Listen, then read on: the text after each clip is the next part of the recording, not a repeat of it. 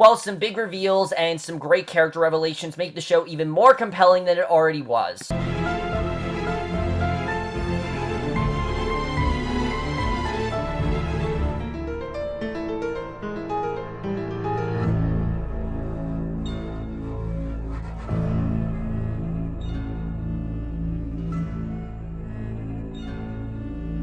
Hey guys, it's Cameron for Westworld, Season 1, Episode 3, The Stray, and I was definitely looking forward to this episode. I have been loving the show so far, and I was definitely looking forward, to seeing what else the show was going to give me, and this was another great episode. I really did love this episode overall.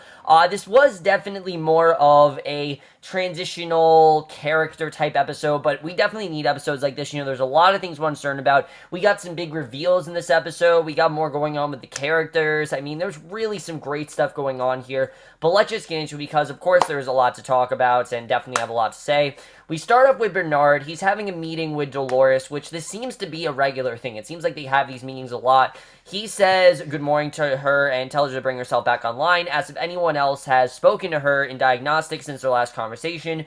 She says that they haven't and that she's been cleaned and serviced 3 times. No diagnostics, and he asks if she's told anyone of their conversations, and she says that he told her not to, and then he brings her a gift, and that, of course, is a copy of Alice in Wonderland, which he used to read to his son at night. And we really do get more into Bernard's relationship with his son, which, I haven't really taken much note about, but I've definitely noticed they've talked about it in the first episode. We definitely get more into that, but he reads her a passage from the book about Alice commenting on a possible change, and he asks if the passages makes her think of anything, and she says it's just like the other passages they read about change. Because I guess all the other passages they read are about change, which is interesting, and he says people like to read about the things that they want the most and experience the least, and she asks where his son is, and he says nowhere, and she would understand, which to me basically makes me think that these hosts, they do not understand the concept of human life and death, which is very compelling overall. The fact that they've made these hosts and they do have human emotions, but they can't comprehend something like death is really interesting, and it makes sense too, because once they're killed, they're immediately reinvigorated as if nothing happened to them the previous day. They're good as new. So definitely I thought that was interesting to see. Just again, a very subtle thing that we found out, but definitely I think that's definitely going to go somewhere.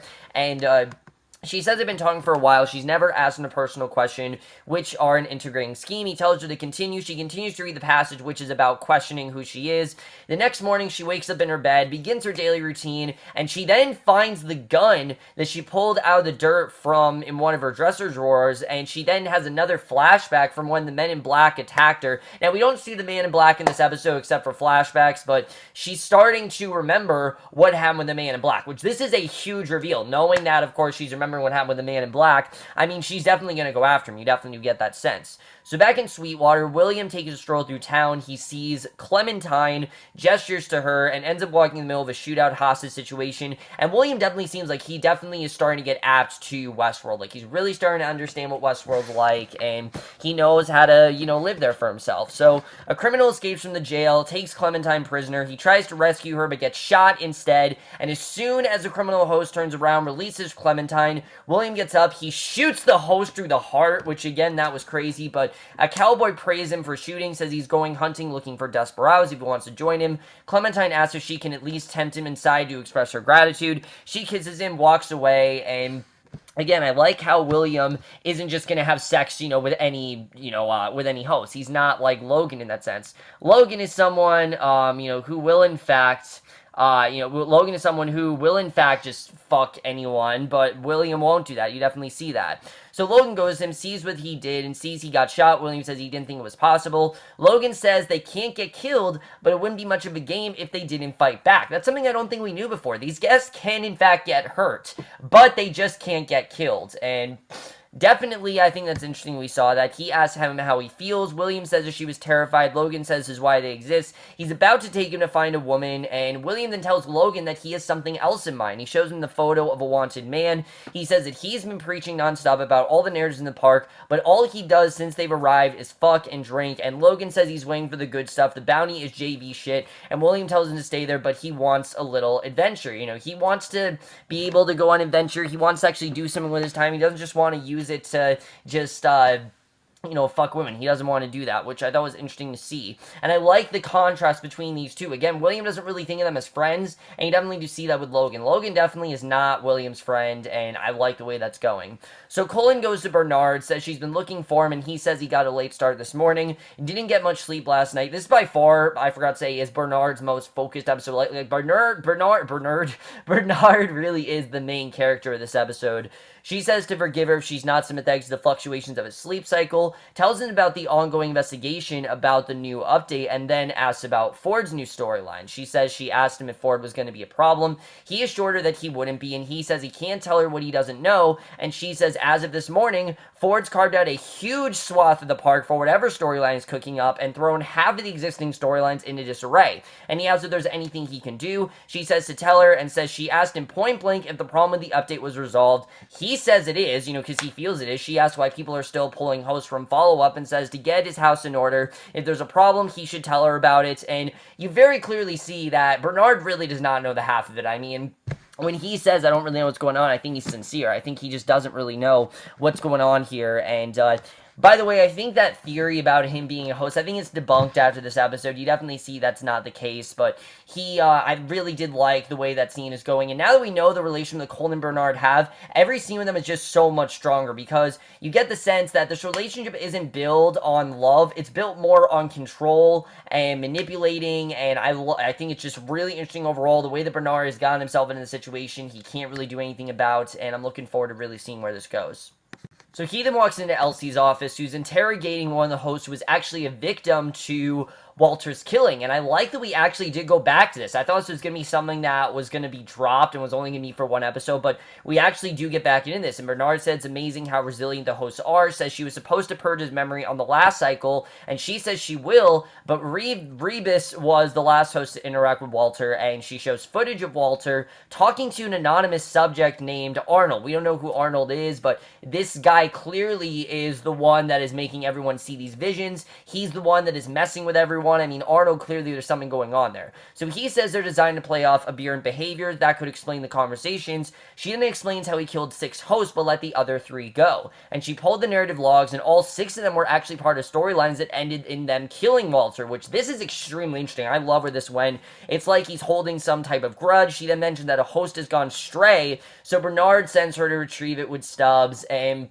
do what's actually in her job description, and you definitely get the sense that Elsie is doing a lot more than what she should be doing, but basically, he says the last thing they need is Colin storming down there and seeing this, and he says he'll do a little more digging, says to get Rebus back upstairs, and she goes to Stubbs, and remember a couple episodes back when I said I thought Stubbs was going to be the annoying, serious asshole? Well, that is definitely not the case out of this episode. This Stubbs I actually really do like. This Stubbs was cracking jokes. He seemed like he was actually having a lot of fun, so I do like this dynamic between Stubbs and Elsie, and already my worry about Stubbs is waning. I'm happy to see that Stubbs is going to be a good character, and that he's not just going to be that annoying asshole kind of, director that's just way too serious, and I'm glad he's not that.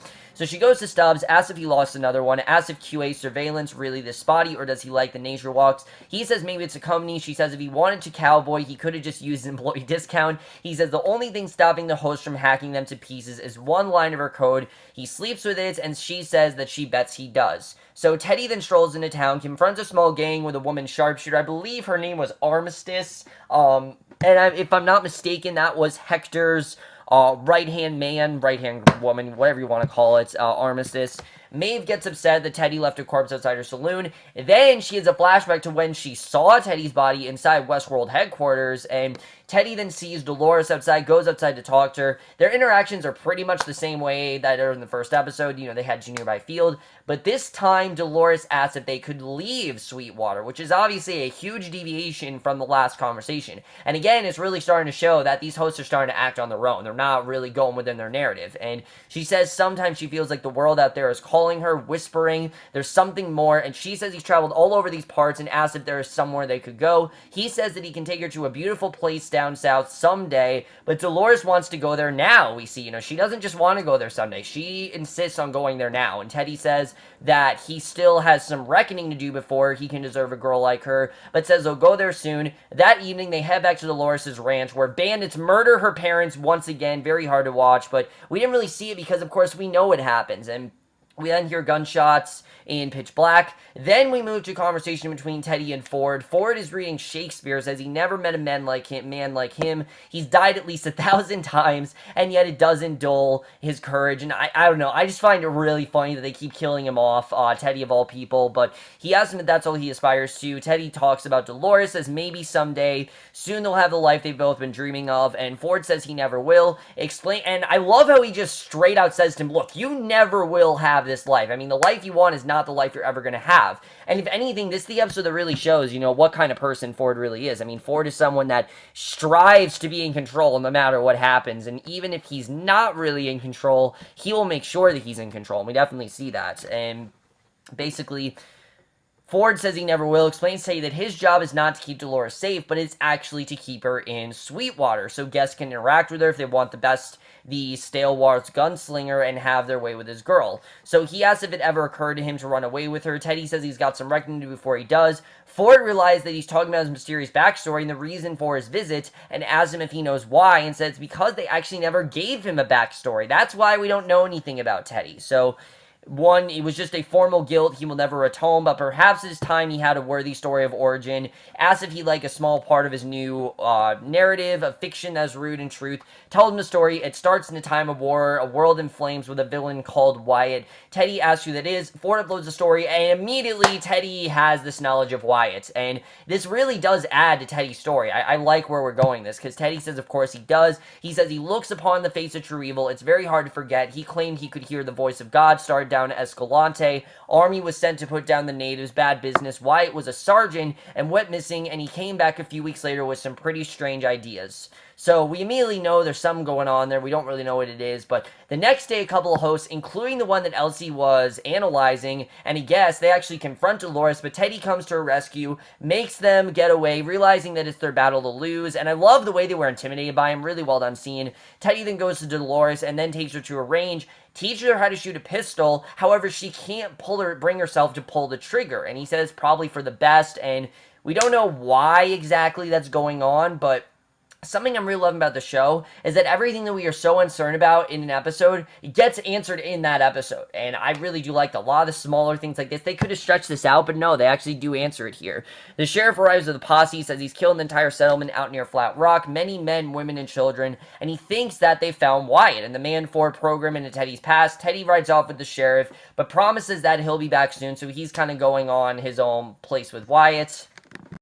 So Elsie and Stubbs approach a group of hosts who have gotten stuck in the loop thanks to the stray hosts. They were due in town for the cattle drive over 2 days ago. The host that went missing had to have been the woodcutter, and he asked if they can program one of them to make a fire. She says they could, but QA has added weapon locks to the hosts, which is why Dolores couldn't pull the trigger. Again, really interesting overall. I don't think we knew this, but apparently all of the hosts have weapon locks, which is understandable. Knowing that they're starting to go rogue and acting on their own, obviously it's probably the right thing to do to keep weapon locks. I mean, it's probably just the smart thing to do, knowing that they could strike out at any time. I mean, you can tell that Ford is definitely scared. He's kind of scared, and he's starting to realize, I think, that he can't really control them, but at the same time, he's trying to keep things as, business-like and as easy as usual. He's trying to do that. So, and as rational as well. So, basically, the stray was the only one authorized to use an axe, so his friends can't cut wood to make supper. They head to the host tent and see some wood carvings he made, and Elsie notices that several have a constellation carved into their back, which, if you remember, Kissy had in the first episode. It was actually that map that led the Man in Black to where he wanted to go. But this overall is getting very interesting. Why they have this constellation, we don't really know. But Teddy explains to Sheriff that he wasn't always tracking Wyatt down. He was a sergeant and his friend. However, everything changed when Wyatt disappeared. While out on maneuvers, he came back with some strange ideas, claimed the land doesn't belong to the old natives or the new settlers. It belonged to something that had yet to come and belonged to him. So Teddy then comes across several, which, again, very interesting story. So we don't know what he's exactly talking about, but definitely get the sense that this is not his land or even Ford's land. It's someone else. And Teddy then comes across several rotting and bloated bodies tied to a tree, but one of them is still alive. I'm getting the impression that Wyatt kind of knows what's going on, and Wyatt kind of has knowledge that this isn't real. Definitely I'm starting to get that sense, but the bodies were trapped. Wyatt and his men open fire on the sheriff's posse. Teddy, the sheriff, and one of the guests decide to move forward to confront Wyatt, and Elsie and Stubbs then walk through the desert. Stubbs mentions that he plotted a line from the work camp to their present location, and SATCOM picked up these images he's vectoring not just not to home base, and says to keep going that direction. He tells her to keep staring, and maybe will tell her horoscope. She asks what he means. He says that the woodcarver's markings is actually the constellation Orion, and she asks if he's Galileo. He says maybe it's in his backstory, and again, I like the interactions between these two. I wasn't expecting to like as much as I did, but it was actually kind of fun.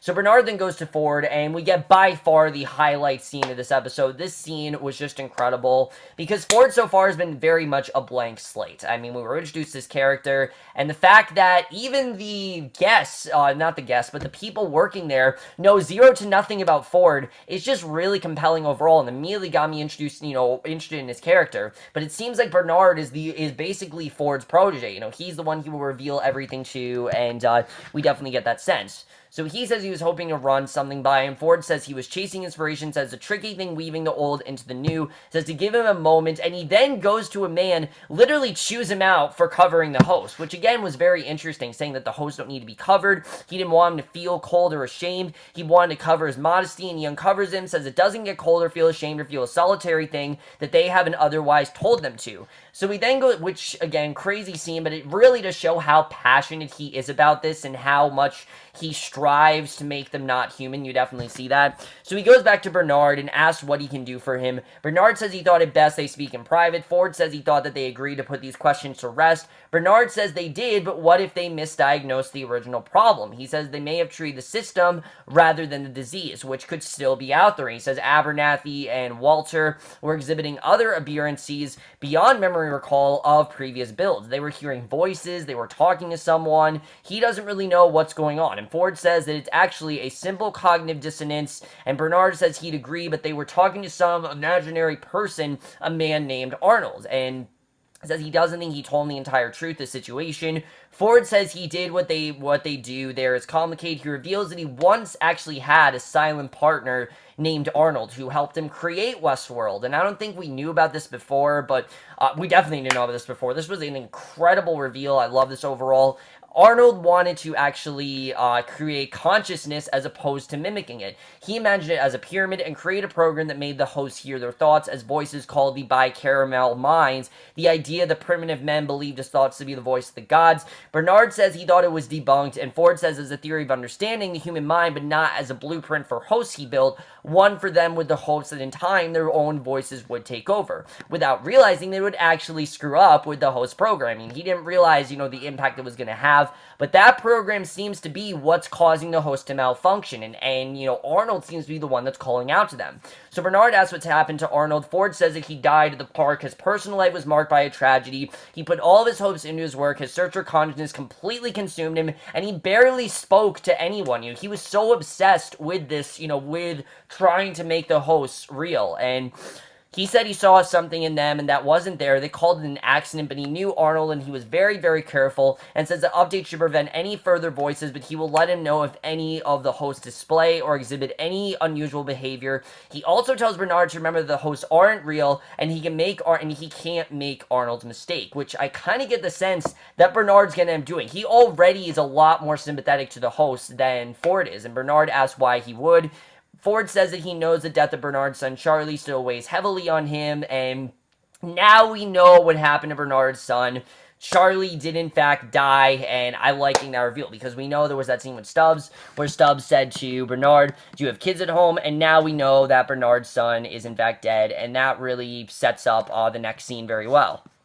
So Bernard then calls his ex-wife on the phone and talks about how busy he is. And the way the phone was done was kind of like a Skype conversation, kind of cool the way it was done, but definitely shows that we are in some sort of futuristic world, and that's something the show has done really well. It's never actually revealed what year the show's in. This definitely confirms that technology is a lot more advanced, and I like seeing that. But and I know that they've definitely alluded to that. I'm just saying this kind of confirms that. But the conversation quickly turns to Charlie and how much they miss him, and a really good scene overall. I like that. You can see that they both are really missing him. They feel that void in their life, and especially the way his wife is talking about, she feels like her life is kind of incomplete, and it seems like that's the thing that got these two separated, and I don't know if she knows about him and Cullen, but we'll have to see where that's going to go.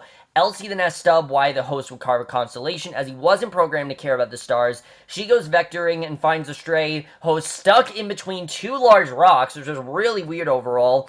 So Teddy, the sheriff, and the guests get ambushed in the dark by a group of masked men. Two of them kill the sheriff. Teddy tells the guests to run. As he gets cornered by a second group of men, Teddy starts shooting. None of the men seem affected by the bullets, which implies that they're actually guests, or they're just not programmed to act like other hosts. So we don't really know how that happened, but they seem completely unaffected. I'm assuming they might be guests, but I honestly don't know. I mean, again, this was a story that was recently created for Teddy, so it would make sense if they were guests, but I really don't know at this point. So Elsie calls Bernard, leaves a message that she thinks the host got an idea to come out to the wilderness, and Bernard's not answering because he's actually interrogating Dolores once again. He says he needs her help, says he needs to decide what to do with her. He thinks he made a mistake and was just fascinated with being selfish, but he thinks it would be better if he restored her to the way she was before, and she asks if there's something wrong with her. He says no, and this was just such a great scene because Bernard, now knowing the information he knows about Arnold, knows he can't get too close to the host, but you can tell he feels this deep connection. Like, he really talks to them like they're actually humans. He clearly does respect them, but he thinks that it would be better if he restored her to the way she was before. She doesn't understand it, though. She doesn't understand that. And he says, no, the place she lives in is a terrible place for her. She says, some people chose to see the ugliness in the world. He tells her to lose all scripted responses and use improvisation only. She asks if he's saying she's changed, and he says to imagine there are two versions of herself, one that feels these things and asks those questions, and one that's safe. And he asks which one she'd rather be. She says she's trying, but she still doesn't understand, says there aren't two versions of her, there's only one, and when she discovers the new one, she'll be free. So we asked what prompted that response. She says she doesn't know. She asks if she's done something wrong or made a mistake, and he says evolution forged the entirety of sentient life on this planet using one tool, the mistake, and he says it appears that she's in good company. He then tells her about the time that he actually taught Charlie to swim, about how for hours he clung to his arm while practicing his kicks. He was too scared to let go, and he was too scared to let him, even though that's what parents are supposed to do. Ultimately, though, he does decide to keep Dolores the way she is, and I thought it was a really well done scene. But again, it definitely begs the question, is Bernard already getting too close to the guest? You definitely get that sense. So in Sweetwater, Dolores finds out that Teddy likely died in the hills. I mean, seriously, James Marsden hopefully is getting a really good paycheck because he's literally dying in every single episode, and that takes commitment. It really does. For him to die in every episode and still get a decent paycheck and still want to be a series regular is beyond me. I have no idea why James Marsden would continue to do that, but they're doing a really good job with this character, and I'm pretty sure they're going to kill him off in every episode. That's what it seems like to me, but she then heads home to find the bandits have killed her parents. One of the bandits drag her into the barns to rape her, but Dolores takes his gun, shoots him in the neck, and this seems to overcome her weapons lock. Somehow she's broke it, and she has a flashback to seeing the man in black. She then rides off into the hills after seeing another bandit shoot her mother, and we don't really know what's going to happen there, but Stubbs climbs into the rocks to retrieve the host. He begins cutting off the host's head with a saw, but the host wakes up, attacks Stubbs. The host then climbs up, grabs a small boulder, bashes its own head in, as Elsie looks on in horror. I'm assuming the host did this to cover up any evidence of what was really going on, because they know that they're onto them and they're trying to do whatever they can to make sure that they don't get onto them. So the episode then ends in this very interesting way. We see Logan and William. They're sitting around a campfire. Logan says he can't believe he let him talking to this shit $40K a day to jerk off alone in the woods, playing white hat. William asks if he heard that. Logan says he'll take anything to relieve the boredom. And Dolores suddenly stumbles up to them, collapses into William's arms, and that's how the episode ends. We don't know what's going on there or why she's there, but that is the way the episode ends overall. Very interesting stuff. Let's just get into this episode because there really is a lot to talk about with where we are headed going forward. So overall, this was another really interesting episode. I liked finding out a lot of the backstories of the characters, particularly, like I said, now knowing what's going on with Arnold, there's a lot more theories coming in. I now have this theory that Arnold isn't dead. I mean, some people are thinking that Arnold's not dead. I think that he somehow has been controlling them. We don't really know how, but he has been tapping into their human abilities. I think that he wanted Ford to think that he died, but I think he actually faked his death. he actually put something in the update that gave them more human abilities, and he's been the one that's been messing with them. Because if you listen to the voice that always tells him to remember, it doesn't sound like Ford, it doesn't sound like Bernard. That leaves Arnold to be the only person that it could possibly be. So I'm thinking that Arnold really is the head of all the shit that's really going down, all the chaos that's going on with the host, everything about that. That's all because of Arnold. I think overall that's very interesting. And honestly, now knowing the story of Arnold, I like seeing an entire episode of Ford and Arnold's relationship. Now that we have, one of the, key relationships of this series, it seems, is Ford and Bernard. Let's get into Ford and Arnold's relationship. What was it like? Is it exactly the way that Ford said it, or was there more to it? That's something I'm sure I could definitely see him doing, and I honestly think they are going to do, but we'll have to see. I really would love to see that. I do really like where we're headed with Dolores. Where is she going with Logan and William? What is she going to do with them? We don't really know, but clearly she is going to take them under her wing. We don't know what she's really going to do, but William clearly does care about the host. We've seen that. He tries to treat them like they're normal beings, and I think it's going to be interesting to see what ends up happening with that. We'll have to see. I'm thinking she's going to confront the Man in Black, because she keeps remembering all these flashbacks of the Man in Black. Eventually, she's going to remember what he did, and she's probably going to want to confront him. That's what I'm thinking is going to happen, but we'll have to see really what ends up happening with that, because that's going to be very interesting. Obviously, the host did it, bash his own head in, probably just to cover up evidence. He doesn't want Stubbs to know what's going on. But what is the deal with these constellations? There's clearly something going on there. We don't really know why these constellations are there, what they really mean. Why are the hosts suddenly interested? We don't know. I think it's another side effect of what, of what he did, but I don't know, of what Arnold did, but I don't know. We'll have to see. I think that's going to be interesting. Bernard and Dolores' relationship is one that's very compelling, and it's mainly because while Bernard does treat her like she's a host, he seems to very much respect her, and he treats her like she's a human, and I get it. It's because, she's the original one, and, she feels like, he feels like he's been close to her a long time. I mean, we still don't know how long Bernard's been working there, but Dolores clearly is the original. We heard from the first episode, she is the original sentience. So definitely they have some sort of a relationship, and I don't know if he's really going to listen to Ford. I know Ford said straight out, you got to remember that these aren't humans, but already Bernard seems like he's going against his word, and he is treating Dolores like she is a human. So I don't really know where that's going to go. I think that's going to be interesting. I'm looking forward to getting more into his relationship with his ex-wife and Charlie. I think overall that's going to be very interesting to see where that goes. Teddy, like I said, I think they're going to kill off Teddy in every episode this season, which is really ballsy, but I think that's really where they're going to go with that. We'll have to see what's going to happen there, but as far as Walter goes, how does he remember what's going on? I think overall that's going to be very interesting. And I think really what Arnold's main mission, in my opinion right now, what he's trying to do is he's trying to get them out of this recurring loop and out of this cycle and get them to wake up, realize what's going on, realize that this is a serious situation, and get them to finally act out. He hasn't been able to. He feels that he's going to be the one to get them to act out. I mean, clearly Ford is very inherently against it. We've seen this very well, but I don't think he's actually dead. I think Arnold is somehow out there. I don't know in what capacity, but we'll have to see. I think that's going to be very interesting to find out, if he's alive and if he's out there. And if he is, I definitely won't be surprised if they do that. We'll have to see where that goes. Bernard and Colin's relationship also is very compelling. I like the way that that's going. I think overall that's very interesting. Overall, guys, just some really interesting plot points in this episode. I really did like it overall. My only question is, how was Dolores able to break the gun lock? I don't know how, the weapon lock. I don't know how she was able to do that. If someone did it for her or if she did it on her own, I honestly don't know. But I don't know a lot of what's going to happen, and that's one of the reasons I love that. I can't really predict what's going to happen on the show. I really do love where the show is headed. Let me know what you guys thought of this episode. I'd love to hear your thoughts on it. What do you think is really going on? That's my review. Hope you guys enjoy it. We'll see you guys in my next video, which will be for tonight's episode of Supergirl, and we'll see you guys for that. Okay, bye.